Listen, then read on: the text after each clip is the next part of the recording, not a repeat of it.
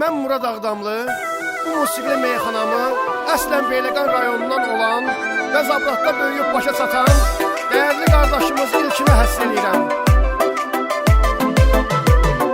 Beyləqanın igidi qoçağısan sən, hamı tanıyır Zabrat uşağısan sən, kasıbların arxa dayağısan sən, daima yaxşılıqdır niyyətin ilkin, daima yaxşılıqdır niyyətin ilkin. Sənin çoxdur şanın şöhrətin ilkin, dildə gəzir sözün söhbətin ilkin.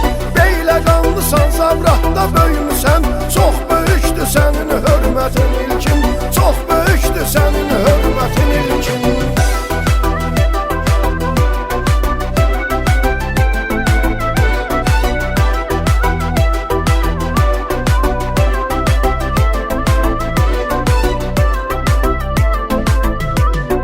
Qardaşlarınla eləyirsən iftixar, Zabratda ad qazanıblar onlar.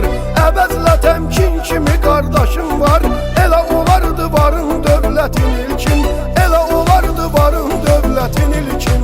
Sənin çoxdur şanın şöhrətin ilkin, dildə gəzir sözün söhbətin ilkin.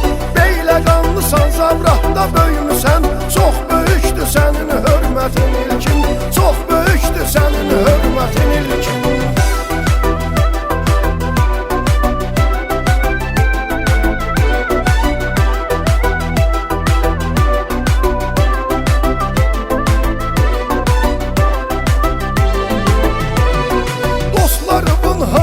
Yanmısan sən, bu hörmət bir özün qazanmısan sən, sadə gəzib sadə dolanmısan sən. Hamıya xoş gəlir bu xasiyyətin ilkin, hamıya xoş gəlir bu xasiyyətin ilkin. Sənin çoxdur şanın şöhrətin ilkin, dildə gəzir sözün söhbətin ilkin.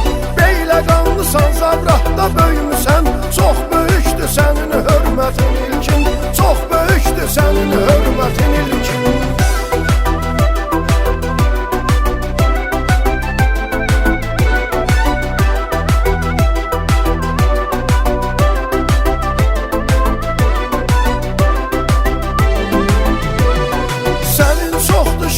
Şöhrətin ilkin, dildə gəzir sözün söhbətin ilkin.